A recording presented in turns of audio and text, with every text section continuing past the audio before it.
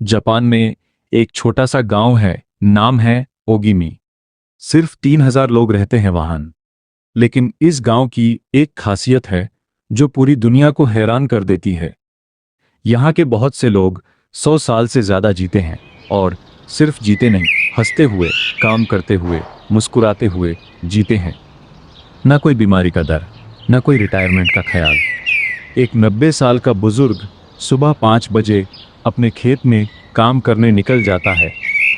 सवाल यह है, इनके पास ऐसा क्या है जो बाकी दुनिया के पास नहीं? जवाब एक छोटे से जापानी शब्द में छुपा है, इकिगाई। आज इस वीडियो में हम समझेंगे कि ये शब्द क्या मतलब रखता है और कैसे ये तुम्हारी जिंदगी को पूरी तरह से बदल सकता है। जापानीज भाषा में रिटायरमेंट के लिए कोई शब्द ही नहीं है। ज़रा सोचो, एक पूरी संस्कृति जिसमें काम करना बोझ नहीं, जिंदगी जीने का तरीका है। वहाँ के लोग 60, 70, 80 या 90 साल की उम्र में भी अपना काम छोड़ते नहीं हैं, क्योंकि उनका काम उनकी वजह जिंदगी बन चुका होता है। इसी सोच का नाम है इकिगाई, जिसका मतलब होता है वो वजह जिसकी वजह से तुम सुबह बिस्तर से उठते हो। हर इंसान के अंदर ये छुपा होता है। कुछ लोगों ने उससे ढूंढ लिया होता है, कुछ अभी भी ढूंढ रहे होते हैं। लेकिन ये हमेशा कहीं ना कहीं अंदर ही होता है। इकिगाई को समझने का सबसे आसान तरीका है 4 सवालों से। अपने आप से पूछो, पहला, मुझे क्या चीज़ पसंद है? दूसरा, मैं किस चीज़ में अच्छा हूँ? तीसरा, दुनिया को मुझसे क्या चाहिए? चौथा, किस चीज़ के लिए मुझे पैसे मिल सकते हैं? जब ये चारों सवाल एक जगह आकर मिलते हैं, वही तुम्हारा इकिगाई होता है। सिर्फ पैसा कमाना इकिगाई नहीं है, सिर्फ पैशन फॉलो करना भी इकिगाई नहीं है। इकिगाई तब बनता है जब तुम्हारा प्यार, तुम्हारी महारत, दुनिया की ज़रूरत और तुम्हारी रोटी रोजी सब एक साथ एक जगह मिलते हैं। अब वापस चलते हैं उस गांव में जहां से यह कहानी शुरू हुई थी। ओगिमी के लोगों से जब पूछा गया, आप इतना लंबी ज़िंदगी कैसे जीते हैं? उनका जवाब बहुत सिंपल था। एक बुज़ुर्ग ने कहा, मैं सुबह उठता हूँ क्योंकि मुझे अपने पोठों के साथ वक्त बिताना है। दूसरे ने कहा, मैं अपने खेत में जाता हूँ क्योंकि मेरा गांव मुझ पर डिपेंड करता है। एक और ने कहा, जब तक मैं ज़िंदा हूँ मैं काम करता रहूँगा क्योंकि काम ही मेरी ज़िंदगी है।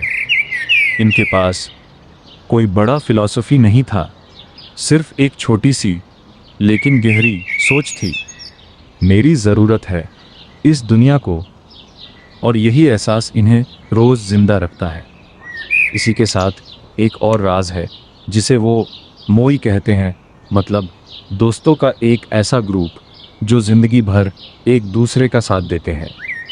ओगिमी में लोग अकेला नहीं जीते। हर मुश्किल में, हर खुशी में उनके पास एक ग्रुप होता है जो उनके साथ खड़ा होता है। और खाने में भी एक छोटा सा नियम फॉलो करते हैं जिसे कहते हैं हरा हाचिबू, मतलब पेट को सिर्फ 80% तक भरो। ना ज़्यादा खाना, ना ज़्यादा लेना, बस उतना ही जितनी ज़रूरत हो। अब इस सोच को अपनी ज़िंदगी से जोड़ते हैं। एक टीचर का एग्जाम्पल लो जो स्कूल में बच्चों को पढ़ाती है। उसकी सैलरी बहुत ज़्यादा नहीं है, लेकिन जब वो देखती है कि उसके पढ़ाए हुए बच्चे बड़ी चीज़ें बनते हैं, उससे वो संतुष्टि मिलती है जो लाखों रुपए भी नहीं दे सकते। ये है उसका इकिगाई, क्योंकि उससे ये काम पसंद है, वो इसमें अच्छी है, दुनिया को इसकी ज़रूरत है, और उससे इसके लिए थोड़ी सैलरी भी मिलती है। एक दूसरा एग्जाम्पल लो, एक डॉक्टर का जो छोटे से गांव में लोगों का इलाज करता है। बड़े शहर में उससे ज़्यादा पैसा मिल सकता था, लेकिन उसने गांव चुना क्योंकि वहाँ उससे अपनी ज़रूरत महसूस होती है। एक और एग्जाम्पल, एक नौजवान जो अपनी कॉरपोरेट जॉब छोड़कर अपने परिवार का पुराना बिजनेस संभालने लगा। शुरू में लोगों ने उससे पागल कहा, लेकिन आज वो हर सुबह खुशी खुशी उठकर अपना काम शुरू करता है, क्योंकि वो काम अब सिर्फ काम नहीं, उसकी पहचान बन चुका है। ये सब लोग अलग अलग फील्ड के हैं, लेकिन सबने एक ही चीज़ पाई है, वो वजह जिसके लिए वो सुबह उठना चाहते हैं। और विज्ञान भी इसमें भरोसा करता है। जब तुम्हारे पास एक क्लियर पर्पस होता है, तुम्हारे शरीर में स्ट्रेस हार्मोन्स कम होते हैं, इम्यून सिस्टम मजबूत होता है और दिल की बीमारियां कम होती हैं। यही वजह है कि ओकिनावा के लोग 100 साल से ज़्यादा जीते हैं बिना किसी बड़े इलाज के। क्योंकि जब तुम्हारा दिल अपने काम से जुड़ जाता है, तुम्हारा पूरा शरीर उस खुशी को महसूस करता है। अब ज़रा रुककर अपने आप से पूछो, क्या मैं अपनी ज़िंदगी सिर्फ पैसा कमाने के लिए जी रहा हूँ, या किसी ऐसी वजह के लिए जो मुझे सुबह खुशी खुशी उठने पर मजबूर करे? बहुत से लोग अपनी पूरी ज़िंदगी इस इंतज़ार में गुजार देते हैं कि रिटायरमेंट के बाद मैं वो करूँगा जो मुझे पसंद है। लेकिन इकिगाई ये सिखाता है, वेट मत करो। आज से छोटे छोटे काम में अपना पर्पस ढूंढो। तुम्हें अपनी पूरी ज़िंदगी बदलने की ज़रूरत नहीं है, बस अपने आज के काम में थोड़ा सा अपना दिल डालना शुरू करो। अपने रिश्तों में थोड़ा ज़्यादा वक्त दो, जैसे वो लोग अपना मोई बनाते हैं। अपनी ज़िंदगी में थोड़ा सा संयम रखो, जैसे हरा हाचीबू। न ज़्यादा चाहो, न ज़्यादा भागो, बस उतना ही जितनी ज़रूरत हो। और सबसे ज़रूरी, अपने आप से रोज़ ये सवाल पूछो, आज मुझे किसने ज़रूरत महसूस कराई? जिस दिन तुम्हें इसका जवाब मिल जाएगा, उस दिन तुम्हें अपना इकिगाई मिल जाएगा। ज़िंदगी लंबी होनी चाहिए, ये सच है, लेकिन ओगिमी के लोगों ने हमें एक और सच सिखाया है। ज़िंदगी लंबी होने से ज़्यादा ज़रूरी है कि वो मायने रखती हो। वो बुज़ुर्ग जो सुबह 5 बजे अपने खेत में जाता है, वो सिर्फ जीने के लिए नहीं जीता, वो किसी वजह से जीता है। और तुम्हारे अंदर भी वो वजह कहीं छुपी हुई है। शायद वो तुम्हारे काम में हो, शायद तुम्हारे परिवार में, शायद किसी ऐसे सपने में जिसे तुमने बहुत पीछे छोड़ दिया है, लेकिन वो है ज़रूर। तो आज से खुद से ये वादा करो, हर सुबह बिना वजह मत उठना, एक वजह ढूंढो और उस वजह के लिए जियो। क्योंकि असली लंबी ज़िंदगी सालों से नहीं, माने से नापी जाती है। अपना इकिगाई ढूंढो और फिर देखना ज़िंदगी खुद कितनी खूबसूरत बन जाती है। इसे हमें कहानी सुनाकर बताइए कुछ रूप से। ज़रूर, वो हमें रितु जी बताएंगे। जी, मैं आपको 2 कहानी बताती हूँ। कहानी 1, समझने के लिए अंडरस्टैंडिंग इकिगाई। मोची वाले दादाजी। टोक्यो के एक छोटे से गलियारे में एक दुकान थी, बहुत छोटी सी, सिर्फ 3 टेबल और एक 85 साल के बुजुर्ग जो पिछले 7 दशक से सिर्फ एक चीज़ बनाते थे, मोची, एक जापानीज मीठा। एक दिन एक यंग जर्नलिस्ट उनसे मिलने आई। उसने पूछा, दादाजी, इतने सालों से एक ही चीज़ बनाते हुए बोर नहीं होते आप? बुजुर्ग मुस्कुरे और बोले, बेटा, तुम गलत सवाल पूछ रहे हो। सवाल ये नहीं है कि मैं बोर होता हूँ या नहीं। सवाल ये है कि जब मैं सुबह अपनी दुकान खोलता हूँ और देखता हूँ कि मोहल्ले का कोई बच्चा मेरा मोची खाने के लिए इंतज़ार कर रहा है, तब मेरा दिल कैसे धड़कता है। जर्नलिस्ट ने पूछा, तो आप इतना पैसा नहीं कमाते, फिर भी इतने खुश कैसे हो? दादाजी ने अपना हाथ अपने सीने पर रखा और बोले, मुझे यह काम पसंद है, मैं इसमें सबसे अच्छा हूँ। पिछले 7 दशक की प्रैक्टिस ने मुझे मास्टर बना दिया है। ये मोहल्ला मुझ पर डिपेंड करता है और ये मेरा काम ही है जो मुझे रोज़ खाना खिलाता है। जब ये चारों चीज़ें एक जगह मिल जाती हैं, तब बोर होने का सवाल ही नहीं उठता। जर्नलिस्ट कुछ देर चुप रही, फिर उसने अपनी डायरी में एक लाइन लिखी, इकिगाई कोई बड़ा सपना नहीं होता, ये एक छोटी सी लेकिन गहरी वजह होती है जो तुम्हें रोज़ सुबह उठाती है। यही है इकिगाई को समझने का सबसे आसान तरीका। ये कोई जैकपॉट नहीं है जो एक दिन मिल जाए, ये एक धीमी लेकिन मजबूत आग है जो छोटे छोटे रोज़ के काम में जलती रहती है। कहानी 2, इम्प्लीमेंटेशन के लिए जिंदगी में उतारना। वो लड़की जो एक्सेल शीट में खोई थी। अब एक कहानी जो तुम्हारे बहुत करीब लग सकती है। मुंबई में एक लड़की थी, नाम अनन्या। एक आईटी कंपनी में अकाउंटेंट की जॉब करती थी। सैलरी अच्छी थी, घर वाले खुश थे, लेकिन अनन्या अंदर से खाली महसूस करती थी। हर सुबह अलार्म बाजता और उसका पहला ख्याल होता, आज भी वही एक्सेल शीट्स।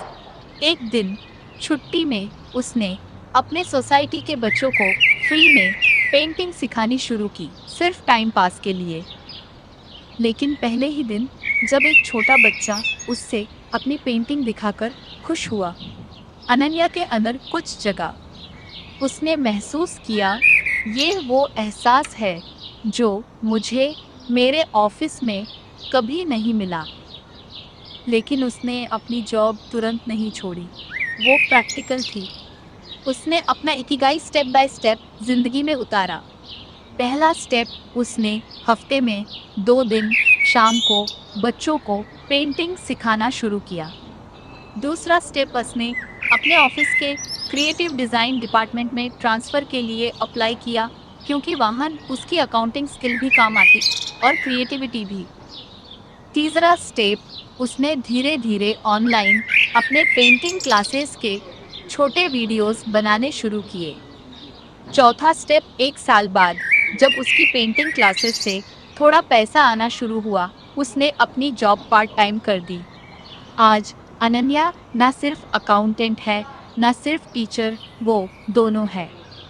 और सबसे बड़ी बात, अब उसका अलार्म उससे परेशान नहीं करता। वो खुद उठती है क्योंकि उससे पता है आज कोई मेरा इंतज़ार कर रहा है। यही है इकिगाई को इम्प्लीमेंट करने का असली तरीका। तुम्हें अपनी पूरी ज़िंदगी एक दिन में नहीं बदलनी। बस 3 काम करो। पहला, जो तुम्हें थोड़ा सा अच्छा लगता है उसमें थोड़ा वक्त दो। छुट्टी में, वीकेंड में या रात को 1 घंटा। दूसरा, देखो कि क्या यह धीरे धीरे तुम्हारी महारत भी बन सकता है और किसी की ज़रूरत भी। तीसरा, सब्र रखो। इकिगाई एक दिन में नहीं मिलता, ये अनन्या जैसी छोटी छोटी हिम्मत भरी कोशिशों से बनता है। अपना अलार्म परेशानी से नहीं, बेकरारी से बचना दो। और कहानी है क्या? इकिगाई सुनने में बहुत खूबसूरत लगता है, लेकिन सच ये है कि सिर्फ सुनने से कोई भी चीज़ जिंदगी में नहीं उतरती।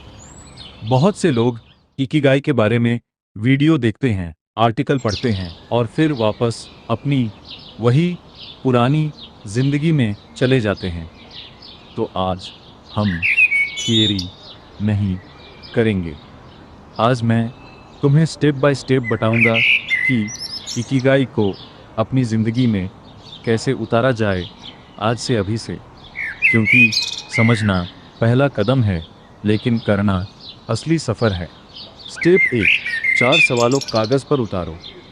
सबसे पहला काम, एक कागज़ और पेन उठाओ और अपने आप से 4 सवाल पूछो और उनके जवाब लिखो। सिर्फ सोचना काफ़ी नहीं। पहला, मुझे क्या चीज़ करना सच में पसंद है, चाहे कोई पैसा ना दे। दूसरा, लोग मुझसे किस चीज़ में मदद मांगते हैं, मुझे किस चीज़ में तारीफ़ मिलती है। तीसरा, मेरे आसपास किस चीज़ की कमी है जो मैं पूरी कर सकता हूँ।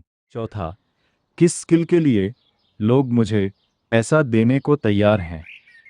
यह कोई एक बार का काम नहीं है, हर महीने ये सवाल दोबारा पूछना, क्योंकि तुम्हारे जवाब वक्त के साथ बदलते रहेंगे। स्टेप 2, 1% से शुरू करो। सबसे बड़ी गलती जो लोग करते हैं वो ये है कि वो अपनी पूरी ज़िंदगी एक दिन बदलना चाहते हैं। जॉब छोड़ देते हैं, सब कुछ तुरंत बदल देना चाहते हैं। लेकिन इकिगाई इस तरह नहीं बनता। अगर तुम्हें लगता है कि तुम्हारा इकिगाई टीचिंग में है, तो जॉब छोड़ने से पहले हफ्ते में 1 घंटा किसी को कुछ सिखाओ। अगर तुम्हें लगता है कि तुम्हारा इकिगाई लिखने में है, तो रोज़ सिर्फ 10 मिनट लिखना शुरू करो। छोटा कदम उठाओ, देखो कैसा लगता है, फिर थोड़ा और बढ़ाओ। इकिगाई एक जंप नहीं है, यह एक धीरे धीरे चढ़ने वाली सीढ़ी है। स्टेप 3, अपना मोई बनाओ।